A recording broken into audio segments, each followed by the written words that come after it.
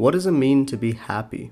Houseki no Kuni's latest chapter, chapter 94, titled Adamant or Kongo, opens with that discussion from Kongo's point of view, but raises a whole lot of other questions. This video will contain material from Houseki no Kuni's manga up to chapter 94, so if you're not up to date, please stop watching. This is your only spoiler warning. The importance of eyes presented in the series will be explored via the setup for this chapter's reveal that has been in place from the very start upon re-examining the series. For those who are new, hello, my name is Inspirational. This will be my first of hopefully many chapter reviews for Houseki no Kuni. The timeline of the video is already broken up into several sections, so you are more than welcome to skip around to whatever part interests you more.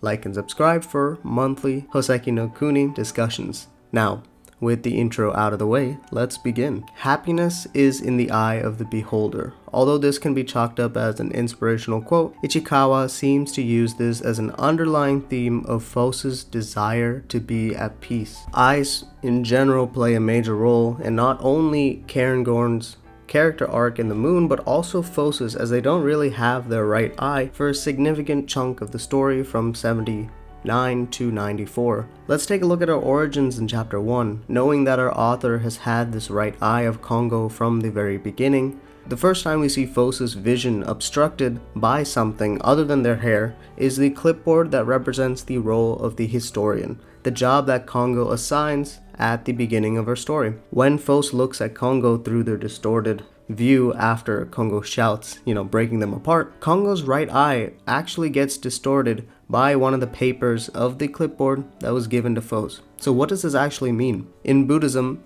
the primary two eyes that humans have see the material world. These outer eyes are confined to the constructs of the reality that they're perceived from our brain, but not necessarily anything past that, as people get distracted by things like greed, clinging on to hope, or clinging on to other stuff, hatred, and ignorance. To see the truth, the real wisdom and knowledge around us, people must use the third eye, or the inner eye, to bring some deep personal, physiological, or spiritual reflection, often through meditation. Now, I'm no expert in Buddhism, and Ichikawa plays with these beliefs as Kongo doesn't actually meditate, but creates the illusion that he does, when he really only just sleeps. Kongo also is not a human, so there's no need to show this third eye manifestation, as his right eye could be that embodiment. As the creator of the current shapes of our gems, and the one responsible for crafting the eyes and the sight that the gems experience through their lifetimes, Kongo plays the role of shaping their worldview, not only just with his teachings, but actually physically shaping the gems. The roles that he assigns and the information that he provides gives him a skewed understanding of the world, because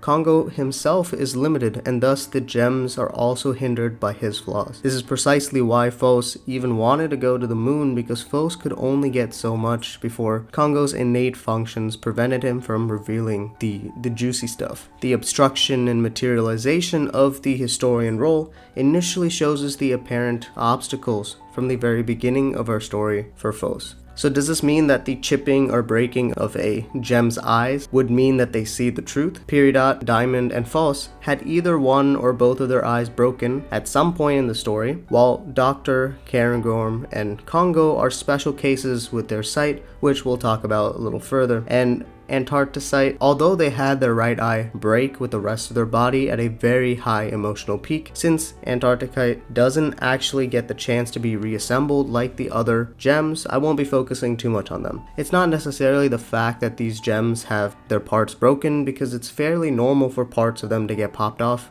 during a fight.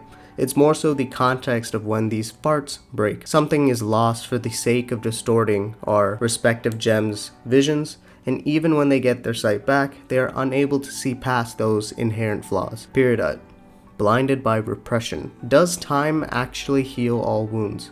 While this is a common statement told to us for those who deal with the feeling of guilt or loss of their loved ones, Houseki no Kuni sheds light to us, the readers, that time doesn't do that. Our gems can live centuries, even millennia, and still be plagued by those feelings, even if the pain of loss has been dulled over the long period. Peridot, who hasn't thought about blue since the last hibernation over 1,000 years ago, is only reminded by that name because of Phos's curiosity. Their emotions, even though Kongo says to let them run their course, because obviously miracles like closure don't happen, so it's not worth holding on to them until that finale actually happens. This actually results in repressed emotions for Peridot, and not only Peridot, but all other gems that have lost a partner. In the short term, they are obsessed with their loss, but as distance from the original incident increases, the mind unconsciously avoids these feelings. Kongo uses human ideals to shape our gems' experiences, but with the longevity of the gems, repression and stagnation are compounded to create this hit of nostalgia that can be intoxicating. The peak of both reminiscing of their heartless act of forgetting the pain of losing blues over 1,000 years ago,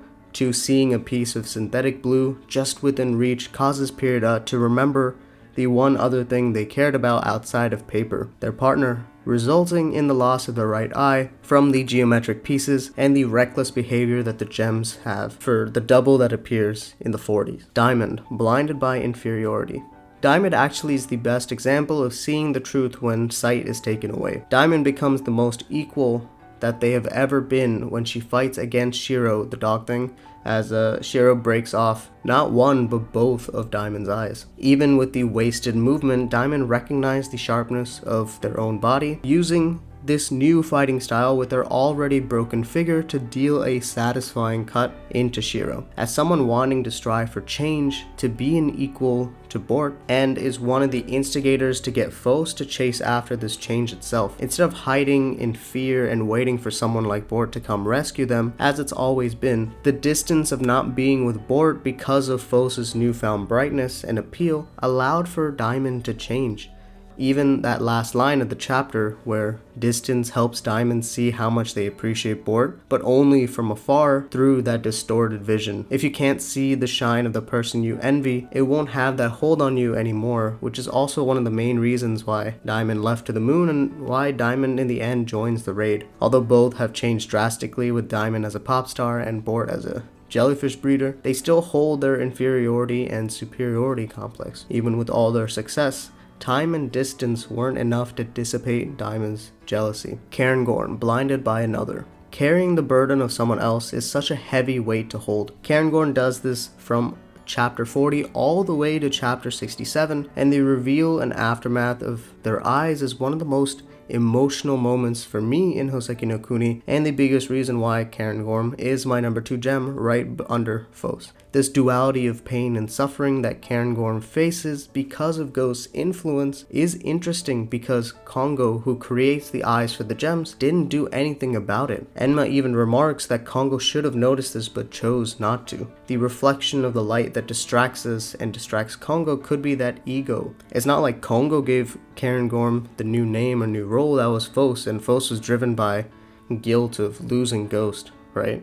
And not doing anything and actually seeing what Kongo was going to do. But Phos and Cairngorm are extremely similar with their eyes because there's always someone else watching in. For Cairngorm it was Ghost, and for Phos it was Enma. The same things that Cairngorm felt by discarding their own self for another, like giving their head for Phos or trying to take on the synthetic Antarcticite for Phos' stability in the moon, will be played on for Phos as they acquired both the culmination of the moon's knowledge in the pearl for Phos' left eye, but we also have Kongo's lineage and accumulation of that knowledge in the right eye now. Phos never had their own vision to look at things since the beginning of our story. Kongo, blinded by ego.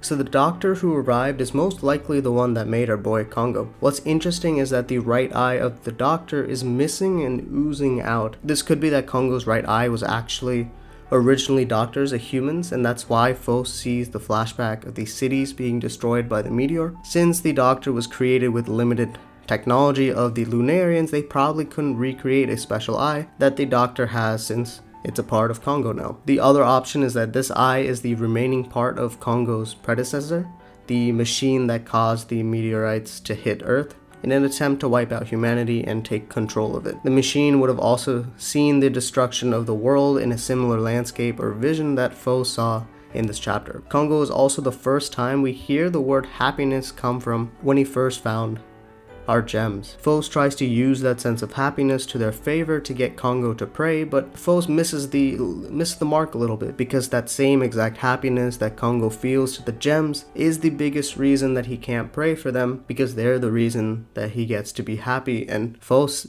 I don't think, still knows that when Kongo prays, they all disappear as well. It's not just the Lunarians. The Eye are praying isn't the happiness that Kongo happened upon, and it isn't until he takes an order from a creature like his masters that he gets to be free of the contracts placed on him, and why the pseudo-human Phos causes Kongo to break, because that is a command that he can perform successfully. Praying for happiness, which is his happiness, would cause it to go away, and that's the fatal flaw that Kongo has. Phos, blinded by change. Now finally to Phos, our main protagonist. Phos has experienced all the different blindness that we've talked about previously. Phos has repressed emotions in a unique instance because of the way that gems' memories work. With Phos losing parts of their body, those feelings and memories which makes up Phos and Phos's knowledge disappears. Phos has that inferiority complex that is so ingrained in their inclusions that it results into their potential.